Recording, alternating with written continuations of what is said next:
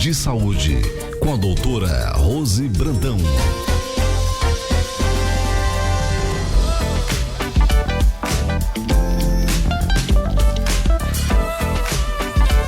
A partir de agora, aqui no microfone aberto, nós vamos começar o quadro Falando de Saúde com a doutora Rose Brandão, como sempre fazemos aqui todas as quartas-feiras.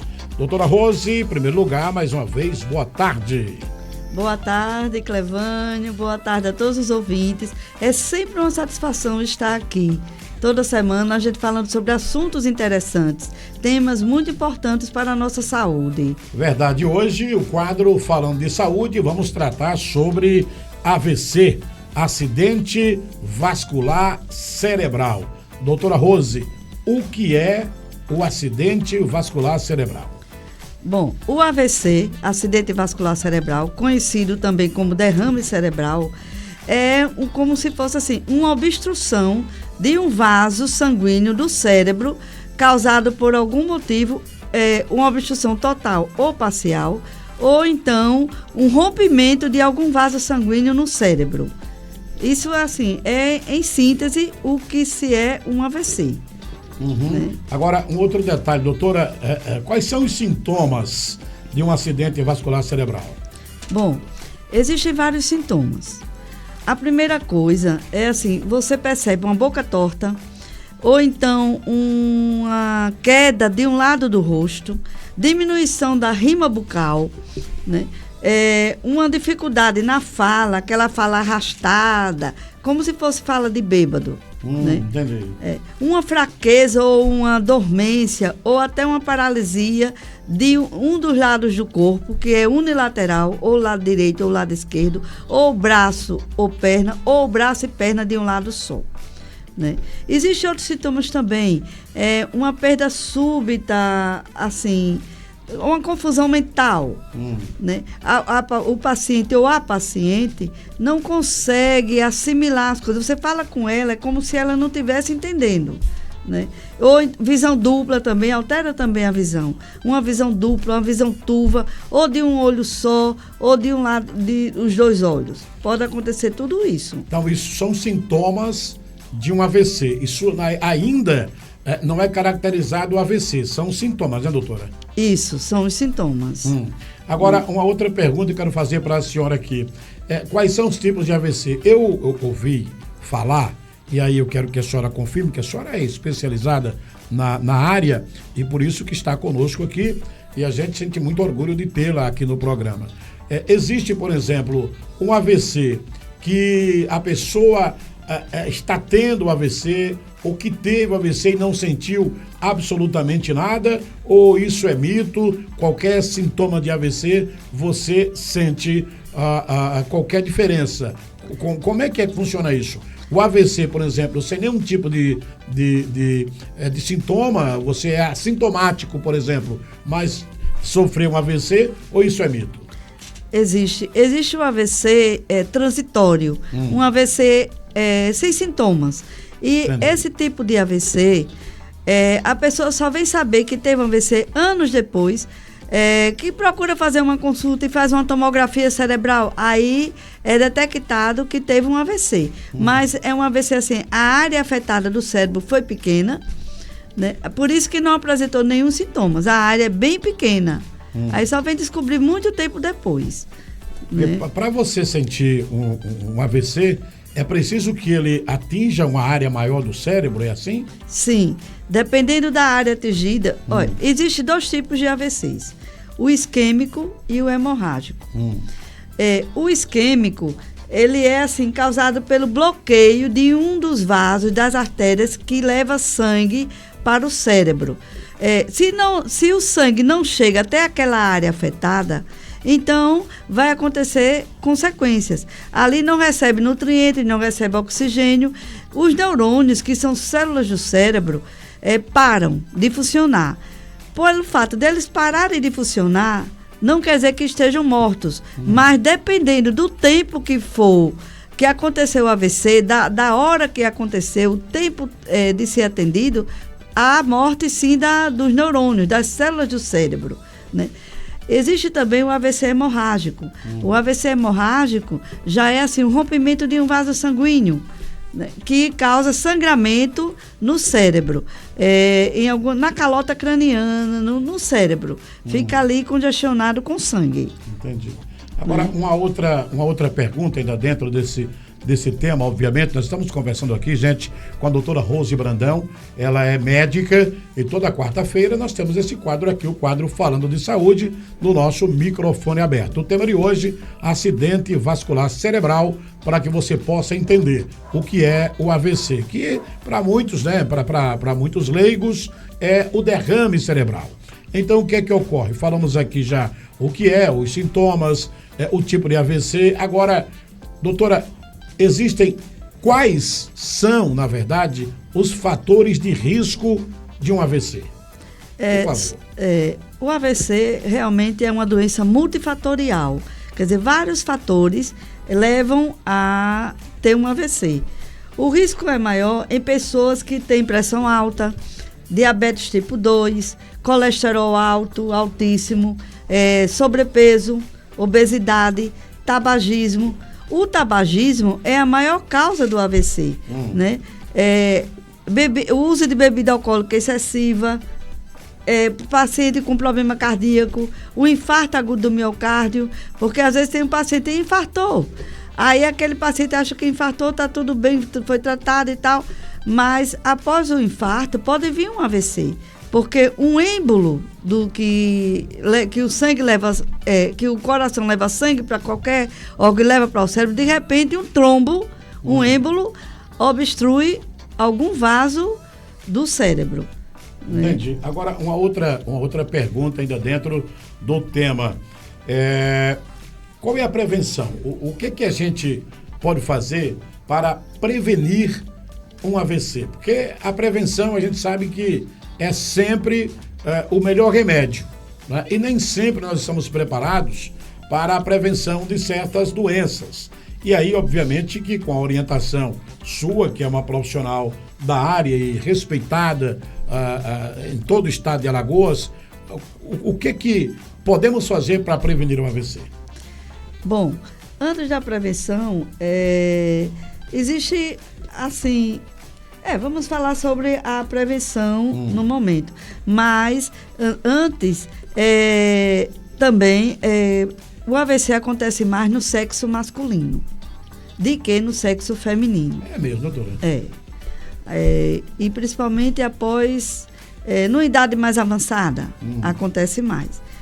Em relação à prevenção, tem que haver um hábito de vida saudável, uma alimentação adequada, uma alimentação saudável, beber muita água, fazer atividade física,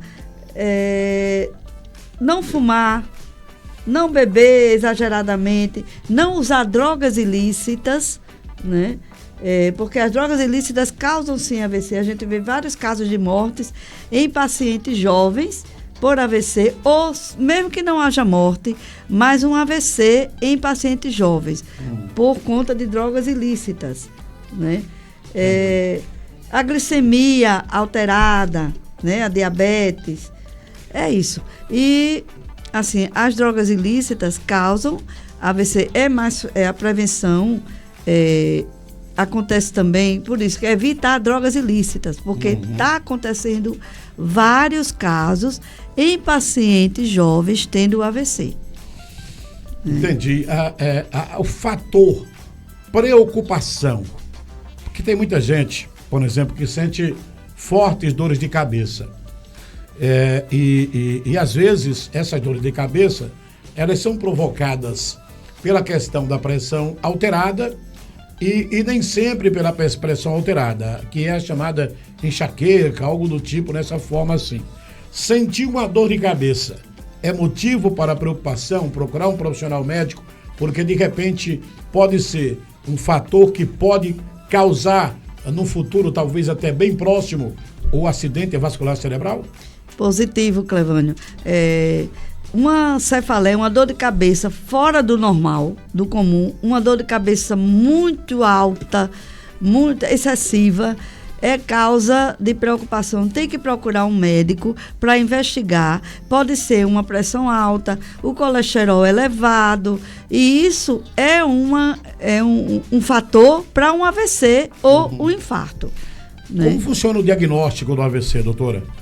O diagnóstico, a primeira coisa é procurar um clínico geral, né? E fazer uma tomografia computadorizada, que é o exame mais ideal para constatar o AVC, ou uma ressonância magnética. Geralmente se usa muito a tomografia computadorizada, né? Verificar a pressão arterial, se está elevada, a temperatura, checar a glicemia, colocar a pessoa deitada um pouco, quem estiver perto, que suspeite de AVC, exceto se tiver vômito, né?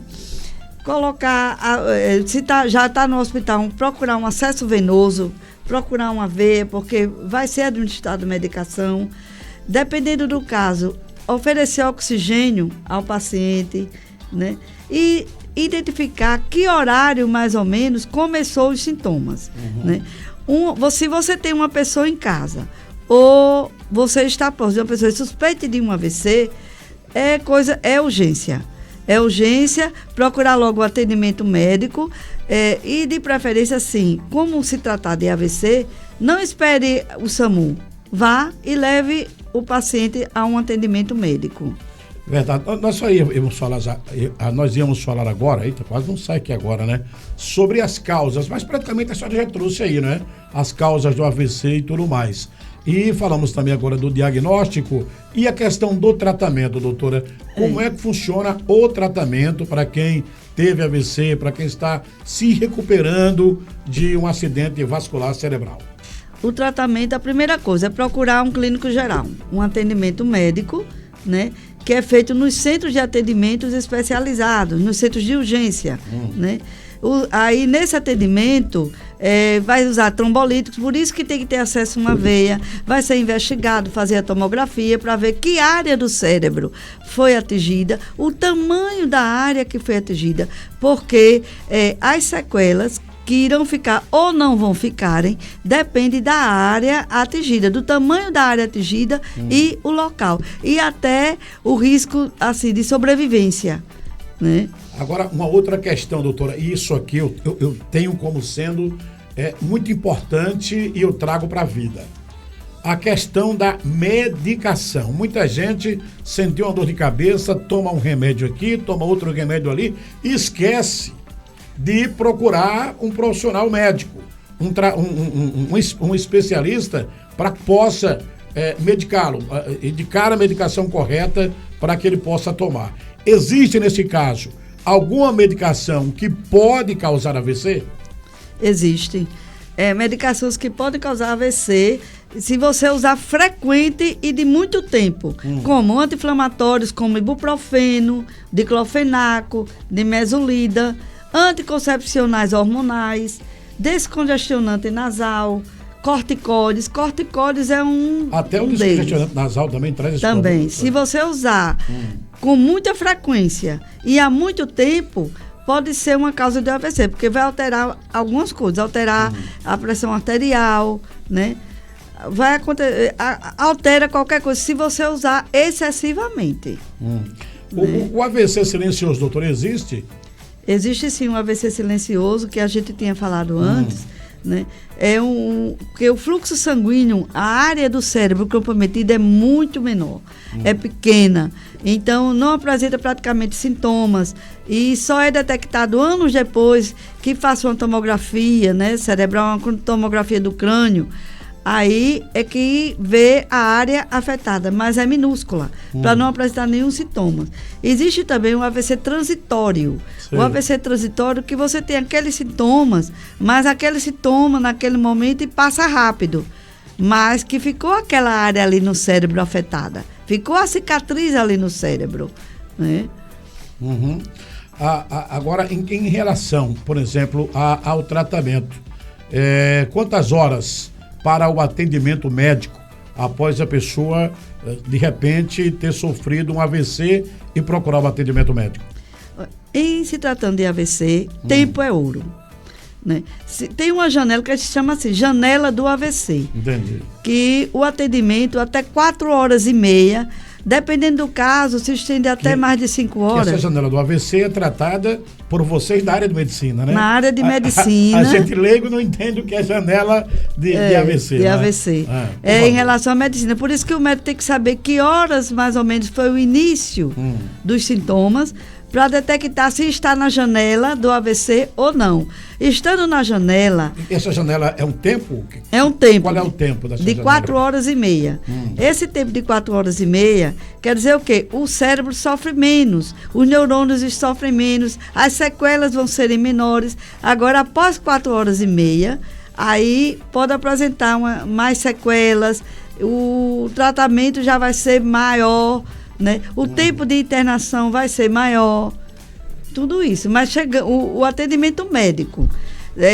O médico procura saber a hora que iniciou, até 4h30 é a hora ideal para sofrer menos, né? Ter menos sequelas do AVC.